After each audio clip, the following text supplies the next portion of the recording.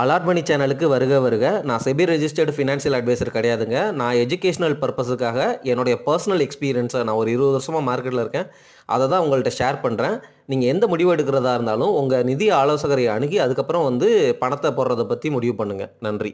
Allot மணி சேனலுக்கு வருக வருக. இந்த சேனலுக்கு இன்னும் நீங்கள் சப்ஸ்கிரைப் பண்ணலைன்னா தயவு செஞ்சு சப்ஸ்கிரைப் பண்ணிக்கோங்க. பெல் பட்டனையும் கிளிக் பண்ணிக்கோங்க.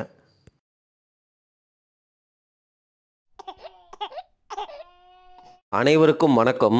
இந்த வீடியோ பதிவுக்குள்ளே போகிறதுக்கு முன்னாடி குட்டியாக உங்களை ஒரு பிளாக்மெயில் பண்ண வேண்டியது இருக்குது. நானும் வீடியோக்கள் தொடர்ந்து போட்டுக்கிட்டே வர்றேன். 100 வியூஸ் கூட போக மாட்டேங்குது. அப்படியே நல்ல வீடியோக்களுக்கு 100 வியூஸ் தான் போகுது. சரி, 100 வியூஸ் தான் போகுது. எத்தனை பேர் லைக் பண்ணுறாங்க அப்படின்னு பார்த்தா 10 to 15 பேர் தான் லைக் பண்ணுறாங்க. அட்லீஸ்ட் ஒரு 50 பேராவது லைக் பண்ணுங்கள். 100 பேர் பார்க்குறீங்க அப்படின்னா 50 பேராவது லைக் பண்ணுங்கள். அப்போ தான் எனக்கு ஒரு 5 சப்ஸ்கிரைபராவது புதுசாக வருவாங்க. எதுக்கு சப்ஸ்கிரைபர் உனக்கு, எதுக்கு வியூ அப்படின்னு கேட்குறீங்களா? ஏங்க, எனக்கும் ஒரு மோட்டிவேஷன் வேணும் இல்லைங்க. நானும் வீடியோக்களை பல்காக போட்டுக்கிட்டே இருக்கிறேன். ஒரு இம்ப்ரூவ்மெண்ட்டும் இல்லை. அப்படியே அதே வியூஸில் நிற்கிது. அதே சப்ஸ்கிரைபர் கவுண்ட்லேயே ஃப்ரீஸ் ஆகி நிற்கிது.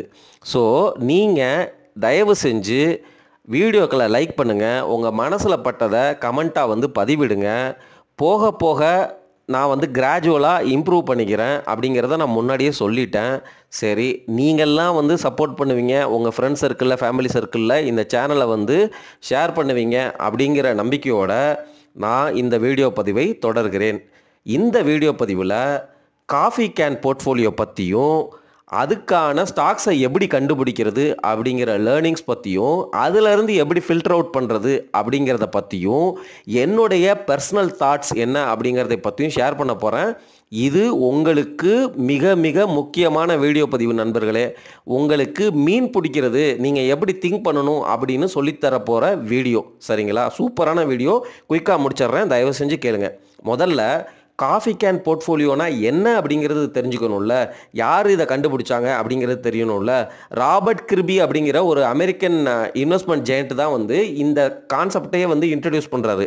சரி, இந்த கான்செப்ட் பிரகாரம் என்னென்னா, ஒரு நல்ல ஹை குவாலிட்டி ஸ்டாக்கை, அந்த காலத்துலலாம் பேப்பரில் தான் ஸ்டாக் வாங்குவாங்க. அந்த ஸ்டாக் பேப்பரை வாங்கிட்டு குட்டி குட்டியாக வாங்கிட்டு அதை ஒரு காஃபி கேனுக்குள்ளே போட்டு வச்சுருவாங்க. ஏன்னா அது ஹை குவாலிட்டி ஸ்டாக் அப்படிங்கிறதுனால ரொம்ப லாங் டேர்முக்கு வச்சுக்குவாங்க. குறைஞ்சது 10 வருஷமாவது அதை வச்சுக்குவாங்க. அதுதான் buying high quality stock and holding it for long term அப்படிங்கிறது தான் காஃபி கேன் போர்ட்ஃபோலியோ. எப்பெல்லாம் உங்களுக்கு காசு கிடைக்குதோ இந்த ஹை குவாலிட்டி ஸ்டாக்ஸை 1-2 வாங்கிட்டு இந்த காஃபி கேனுக்குள்ளே நீங்கள் போட்டுகிட்டே போடுறது தான் இந்த காஃபி கேன் போர்ட்ஃபோலியோ ஸ்ட்ராட்டஜி. சரிங்களா? இந்த ஸ்ட்ராட்டஜியை அடாப்ட் பண்ணி இந்தியாவில் இந்த சௌரவ் முகர்ஜி அப்படிங்கிறவர் ஒரு புக்கு எழுதியிருக்கிறாரு. இப்போ நான் ஏன் சௌரவ் முகர்ஜியை பற்றி பேசுகிறேன் அப்படின்னா உங்களுக்கு பின்னாடி புரிய வரும். அதுக்கு முன்னாடி இந்த காஃபி கேன் போர்ட்ஃபோலியோ பற்றியே நம்ம இன்னும் அடிஷ்னல் பாயிண்ட்ஸை பார்த்துடலாம். ஒரு ஜென்ரலாக ஒரு காஃபி கேன் போர்ட்ஃபோலியோ அப்படிங்கிறத ஹை குவாலிட்டி ஸ்டாக்கு அப்படிங்கிறத கண்டுபிடிக்கிறதுக்கு குறைஞ்சது அந்த கம்பெனி 10 வருஷமாவது மார்க்கெட்டில் லிஸ்ட் ஆகி இருந்திருக்கணும். அந்த கம்பெனியோடைய மினிமம் ரெவன்யூ குரோத் 10% வருஷம் இந்த 10 வருஷத்தில் க்ரோ ஆகிருக்கணும். அவங்களுடைய return on capital employed at least 15% 10%, அந்த 15%ங்கிறது 10 இயர்ஸுக்கு இருக்கணும். இந்த மாதிரி நீங்கள் குவாலிட்டி ஃபில்டர்ஸை அப்ளை பண்ணுறீங்க. உங்களுக்கு தெரியுமா தெரியலையான்னு தெரில. நம்ம ஆல்ரெடியே ஒரு வீடியோ போட்டிருக்கோம். அதில் வாரன் பஃபெட் ஏன் ரிட்டர்ன் ஆன் ஈக்விட்டியையும் ரிட்டர்ன் ஆன் கேபிட்டல் எம்ப்ளாய்டையும் எம்ஃபசிஸ் பண்ணி பேசுகிறாரு அப்படிங்கிறத நான் ஆல்ரெடி பேசிட்டேன். ஸோ இந்த காஃபி கேன் போர்ட்ஃபோலியோவில் உங்கள் ஸ்டாக்கு உள்ளே வரணும் அப்படின்னா அது ஹை குவாலிட்டி ஸ்டாக்காக இருக்கணும். ஏன்னா நீங்கள் பை அண்ட் ஃபர்கெட் ஸ்ட்ராட்டஜியை தான் ஃபாலோ பண்ண போகிறீங்க. அப்போது அந்த ஸ்டாக்கை உள்ளே கொண்டு வர்றதுக்கு இதெல்லாம் தான் ஃபில்டர் கண்டிஷன்ஸ். புரியுதுங்களா? இது ஜென்ரிக். ஆனால் நான் உங்களுக்கு காட்ட போகிறது அந்த சௌரவ் முகர்ஜியோடைய ரூலு. அது ஏன் பேசுகிறேன் அப்படிங்கிறதையும் நீங்கள் தொடர்ந்து கேளுங்க. அதில் என்னுடைய கஸ்டமைசேஷன், நான் எப்படி ஃபில்டர் பண்ணி அதில் எப்படி குவாலிட்டியான பங்குகளை கண்டுபிடிக்கிறேன் அப்படிங்கிறதையும் நீங்கள் கற்றுக்கங்க. சரிங்களா? ஸோ காஃபி கேன் போர்ட்ஃபோலியோ அப்படிங்கிறது ஒரு நல்ல பிராண்டு உள்ள கம்பெனியில் மார்க்கெட் கேபிட்டலைசேஷன் குறைஞ்சது 100 கோடின்னு போட்டிருக்கிறாங்க. நம்ம இந்தியாவை பொறுத்த வரைக்கும் நான் 100 கோடியெல்லாம் ஸ்மால் கேப். புரியுதுங்களா? அதனால் அந்த ஸ்ட்ராட்டஜி, அந்த கஸ்டமைசேஷன்லாம் நான் கொண்டு வரேன். ஸோ ஜென்ரலாக உங்களுக்கு காஃபி கேன் போர்ட்ஃபோலியோனா என்ன அப்படிங்கிற ஐடியா இப்போ கிடச்சிருக்குன்னு நான் நம்புகிறேன். சரிங்களா? இந்த காஃபி கேன் போர்ட்ஃபோலியோ ஸ்ட்ராட்டஜியை பேஸாக வச்சுக்கிட்டு சௌரவ் முகர்ஜி ஒரு புக்கு எழுதி அவர் ஒரு செட் ஆஃப் ரூல்ஸை வந்து ஃபில்டர் கண்டிஷன்ஸை வந்து கொண்டு வந்திருக்கிறார். அப்படி அதை வந்து screener.in சைட்டில் நீங்கள் போனீங்க அப்படின்னா காஃபி கேன் போர்ட்ஃபோலியோ அப்படிங்கிற தீமே இருக்குது. அந்த தீமுக்கு கீழே வந்து பார்த்தீங்கன்னா இந்த சௌரவ் முகர்ஜி அப்படிங்கிறவர் எழுதின புக்கினுடைய ஃபில்டர் கண்டிஷன்ஸை பேஸ் பண்ணி அவங்க வந்து ஸ்டாக்ஸை வந்து லிஸ்ட் பண்ணுறாங்க. அவங்க கொண்டு வந்திருக்கிற அந்த ஃபில்டர் கண்டிஷன்ஸ் என்ன அப்படிங்கிறத தான் இந்த ஸ்லைடில் நான் உங்களுக்கு காட்டியிருக்கிறேன். சேல்ஸ் growth வந்து greater than 10% இருக்கணும். அந்த சேல்ஸ் growthங்கிறது கடந்த 10 வருஷத்துலேயும் வந்து 10%க்கு மேலே இருக்கணும். புரியுதுங்களா? சேல்ஸ் growth greater than 10%னா இந்த கரண்ட் இயருக்கு வந்துடும்.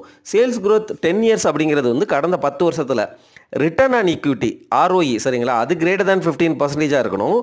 Average return on capital employed for 10 years வந்து greater than 15%ஆக இருக்கணும். அப்புறம் மார்க்கெட் கேபிட்டலைசேஷன் greater than 1000 கோடி. புரியுதுங்களா? 1000 கோடியை விட அதிகமாக இருக்கணும் அப்படிங்கிறது தான் வந்து சௌரவ் முகர்ஜி கொண்டு வந்த coffee can portfolio filter conditions for Indian stock markets அப்படின்னு நீங்கள் வந்து எடுத்துக்கலாம்.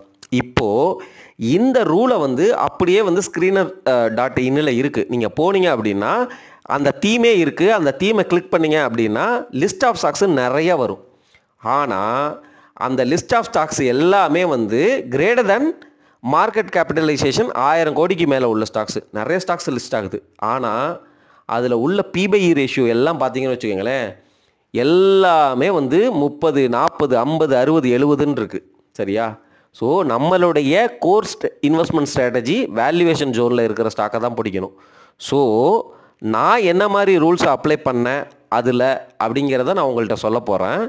அதில் வந்து இன்னும் வந்து என்ன மாதிரி ட்வீக்ஸ்னால் உங்களுக்கு தெரியும்ல, இந்த ஃபில்டர் கண்டிஷன்ஸை நான் வந்து ஸ்லைட்டாக மாடிஃபை பண்ணேன்.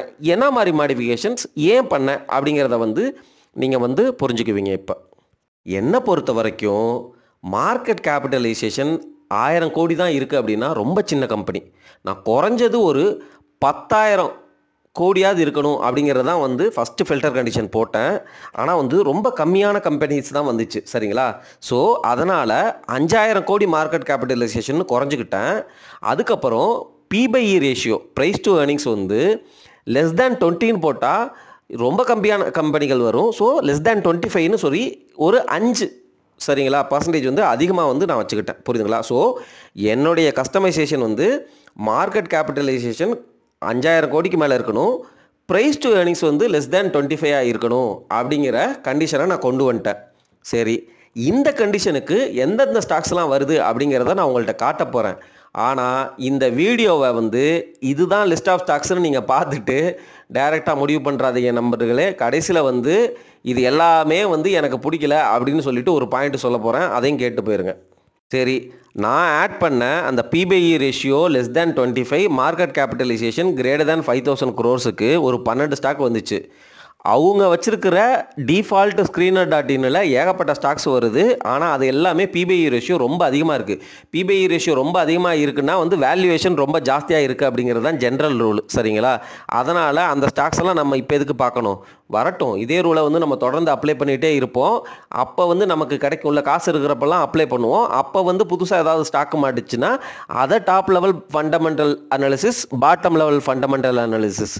டாப் லெவல் என்ன, பாட்டம் லெவல்னா என்னங்கிறத நம்ம வீடியோக்களை தொடர்ந்து பேசிகிட்டே இருக்கோம். சேனலில் உள்ள வீடியோக்களை பார்த்து தெரிஞ்சுக்கங்க. ஸோ நம்மளுடைய ட்வீக்கு பிரகாரம் இந்த 12 ஸ்டாக்ஸ் வந்துருக்குது. சரி, இந்த 12 ஸ்டாக்ஸு நீங்கள் வந்து பார்த்தீங்கன்னு வச்சுக்கோங்களேன். சரி, இப்படி இருக்கா? இதில் வந்து நாட்கோ ஃபார்மா வந்திருக்கு பாருங்கள், ரொம்ப சூப்பரான கம்பெனி. சரி, ஜைடஸ் லைஃப் சயின்சஸ் வந்திருக்கு, ரொம்ப நல்ல கம்பெனி.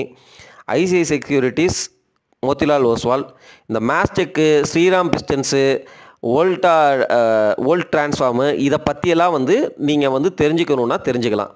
இதுதான் வந்து அந்த 12 ஸ்டாக்கு. சரிங்களா? இப்போது இதில் இருந்து நான் ஃபர்தராக வந்து இம்ப்ரவைஸ் பண்ண போகிறேன். என்ன மாதிரி இம்ப்ரவைசேஷன் பண்ண போகிறேன்?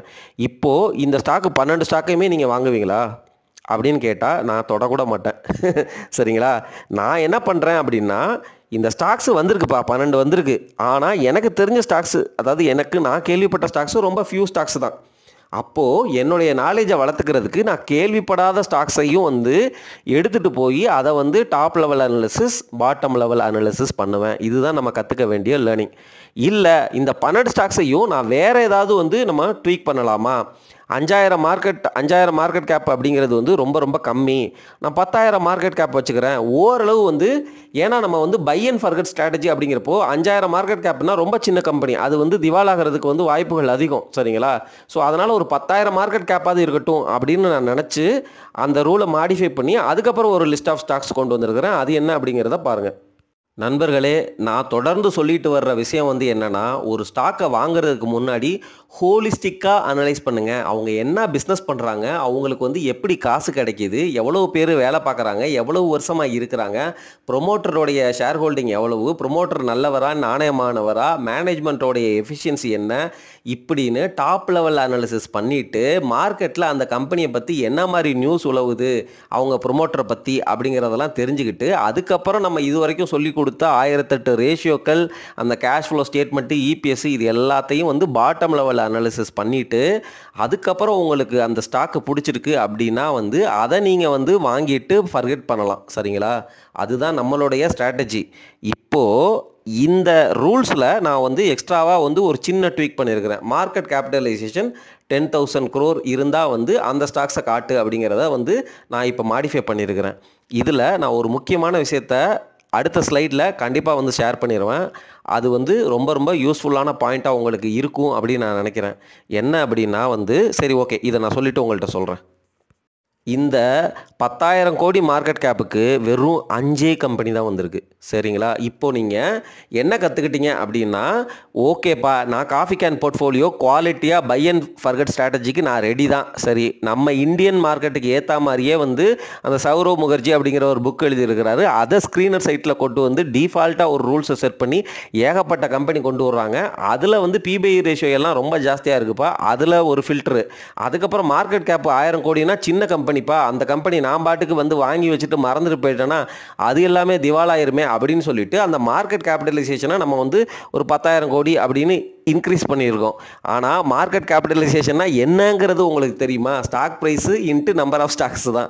இப்போ ஒரு புல் மார்க்கெட்டில் மார்க்கெட் கேபிட்டலைசேஷன் ரொம்ப அதிகமாக இருக்கும். ஸோ எப்பொழுதுமே ஒரு புல் மார்க்கெட்டில் வந்து மார்க்கெட் கேபிட்டலைசேஷன் அதிகமாக இருக்கும். ஏன்னா வந்து மக்கள் கையில் நிறைய காசு இருக்கிறதுனால ஒரு சாதாரண கம்பெனி கூட நிறைய வேலை வாங்கியிருப்பாங்க. ஸோ அதனால் கண்டிப்பாக மார்க்கெட் கேபிட்டலைசேஷன் 5,000 கோடிலாம் பத்தாது அப்படிங்கிற தாட்டு என்னுடைய பேக் ஆஃப் த மைண்டில் இருந்ததுனால அதை 10,000 கோடியாக மாற்றி ஒரு ஃபில்டர் கொரிய ரன் பண்ணும்பொழுது எனக்கு 5 ஸ்டாக் வந்துருச்சு. இப்போது இந்த 5 ஸ்டாக்கை வந்து நான் வந்து அனலைஸ் பண்ண போகிறேன்.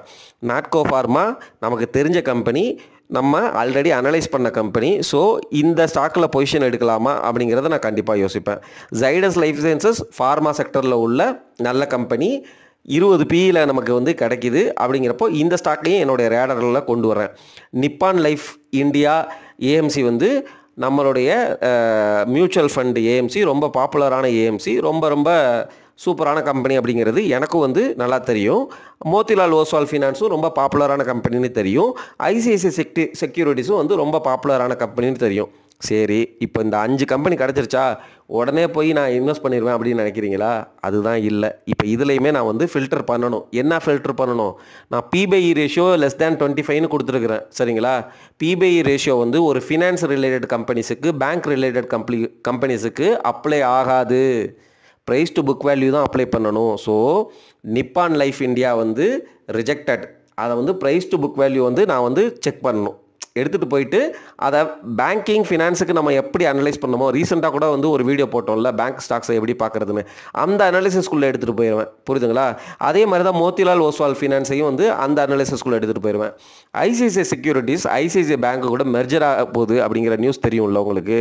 67 ஷேர் ஆஃப் ஐசிஐசிஐ செக்யூரிட்டிஸுக்கு 100 ஷேர் ஆஃப் ஐசிஐசிஐ செக்யூரிட்டிஸுக்கு 67 ஷேர் ஆஃப் ஐசிஐசிஐ பேங்க் கிடைக்கும். So there is no point in including ICICI securities into my portfolio, I mean my coffee can portfolio அப்படிங்கிறதான் வந்து விஷயம். இப்போது Natco pharma, Zydus life sciences இந்த 2 ஸ்டாக்கு தான் வந்து நமக்கு வந்துடுது. ஸோ இந்த 2 ஸ்டாக் என்னுடைய மார்க்கெட் கேப் பார்க்கும்பொழுது நாட்கோ ஃபார்மாவுக்கு வெறும் 15,000 கோடி, ஜைடஸ் லைஃப் சயின்சஸ்க்கு 91,000 கோடி. சரிங்களா? இதுதான் வந்து ஸ்க்ரீனர் டாட் இன்ல இருந்து நமக்கு கிடைக்கிற ஃபைனஸ்ட் 2 ஸ்டாக்கு. இப்போ ஏதோ போனஸ் டிப்பு சொல்கிறேன் நீ ஏடா அப்படின்னு தானே கேட்குறீங்க. நான் கண்டிப்பாக வந்து இந்த நாட்கோ ஃபார்மாவை பை அண்ட் ஃபர்கட் ஸ்ட்ராட்டஜிக்குள்ளே கொண்டு வர மாட்டேன். ஏன்னா 15,000 கோடி இருக்கிற ஒரு சின்ன கம்பெனி, சரிங்களா? ஆனால் பாட்டம் லெவல் அனாலிசிஸ் பிரகாரம் ஆர்ஓஇ, அந்த ஆவரேஜ் ஆர்ஓசி எல்லாம் வந்து கரெக்டாக கிரேட்டர் தேன் 15%, 10% இருக்குது. 15 வருஷம் பண்ணியிருக்கிறாங்க. ஸோ இந்த ஸ்டாக்ஸை வந்து என்ன தான் வந்து நாட்கோ ஃபார்மாவையும் ஜைடஸ் லைஃப் சயின்ஸையும் என் போர்ட்ஃபோலியோக்குள்ளே கொண்டு வந்தாலும், நான் வச்சுருக்கிறேங்க, ஆல்ரெடி வச்சுருக்கிறேன். இந்த 2 ஸ்டாக்குமே நான் ஆல்ரெடி வச்சுருந்தாலும் நான் வந்து அதை தொடர்ந்து மானிட்டர் பண்ணுவேன். நாட்கோவை நான் வந்து லாங் டேர்ம் ஹோல்ட் பண்ணுறது தான் பிளானு. பட் போனஸ் டிப்பு என்ன அப்படின்னா, இந்த ஸ்ட்ராட்டஜி காஃபி கேன் போர்ட்ஃபோலியோ ஸ்ட்ராட்டஜிக்கு சத்தியமாக இந்த ஸ்க்ரீனர் டாட் இன்னில் இவங்க கொடுத்துருக்கிற எந்த ஸ்டாக்கையுமே இந்த ஃபில்டர் கண்டிஷன் பிரகாரம் நான் கொண்டு வர மாட்டேன். இப்போ இந்த ஃபில்டர் கண்டிஷன் வந்து அவ்வளவு சுப்பீரியரான, அவ்வளவு சூப்பரான ஃபில்டர் கண்டிஷனாக இருந்திருந்தால் ஏன் வந்து ரொம்ப ரொம்ப சூப்பர் கம்பெனிஸான டிசிஎஸோ, இன்ஃபோசிஸோ, ஐடிசியோ, HULஓ ஏன் வந்து இதுக்குள்ளே வரல அப்படிங்கிற கேள்வி வந்து எனக்கு எழும்புது, சரிங்களா? ஸோ இந்த அனாலிசிஸ் அப்படியே தூக்கி போட்டுட்டு நான் காஃபி கேன் போர்ட்ஃபோலியோ பண்ணணும் அப்படின்னு நினைக்கிறேன். காஃபி கேன் போர்ட்ஃபோலியோனா என்ன? எனக்கு வந்து சப்போஸ் வந்து ஒரு நாளைக்கு வந்து ஏதோ ஒரு 1000 ரூபாய் வந்து ஏடிஎம்மில் விட்ரா பண்ணுறேன்னு வச்சுக்கோங்க. ஏதோ வந்து ஒரு நாள் செலவு பண்ணிவிட்டு மிச்சம் ஒரு 700 ரூபாய் கிடக்குது, சரிங்களா? பெருசாக வந்து வெளியில் போகணுன்னு நினச்சா வெளியில் போகல, அப்படியே வீட்டிலே கிடக்குது. அப்போது அந்த 700 ரூபாய்க்கு வந்து நான் ஒரு ஐடிசி ஷேர் வாங்குவேன், புரியுதுங்களா? மிச்சம் இருக்கிற 300 ரூபாயை அப்படியே வச்சுட்டு வேறு ஏதாவது ஸ்டாக் வாங்கலாமா அப்படின்னு தான் வந்து யோசிக்கிறது தான் வந்து இந்த காஃபி கேன் போர்ட்ஃபோலியோ ஸ்ட்ராட்டஜி. இந்த 400 ரூபாய்க்கு 500 ரூபாய்க்கு நான் வாங்கின ஐடிசியை வந்து அவ்வளோதான், அதை மறந்துட்டேன், புரியுதுங்களா? அதை வந்து விட்ரா பண்ணுங்கிற நினப்பே கிடையாது. எப்போ விட்ரா பண்ணுவேன்னு நினப்பேன்னா, எனக்கு ஒரு வேளை நான் வந்து பிச்சை எடுக்கிறதுக்கு முன்னாடி தான் வந்து இந்த ஸ்டாக்கு வேணும் அப்படிங்கிற நிலமை வந்தால் மட்டும்தான் வந்து அந்த ஸ்டாக்ஸ் எல்லாம் பார்ப்பேன். இதெல்லாம் வந்து சும்மா வந்து நீங்கள் காஃபி குடிச்சிட்டு அந்த காஃபி குடித்ததுக்கு பே பண்ண காசை பற்றி நீங்கள் யோசிப்பீங்களா? அவர் கடைக்கார்ட்ட கொடுத்த காசை பற்றி ஐயோ இது நம்ம காசு போயிடுச்சு அப்படின்னு யோசிப்பீங்களா? கிடையாது தானே, காஃபி குடிச்சிட்டிங்க தானே. அதே மாதிரி தான் வந்து நம்மளும் இந்த ஸ்டாக்ஸை யோசிக்கணும், 1 2ன்னு வாங்கணும். அதுதான் வந்து ஃபண்டமெண்டல் ரூல்.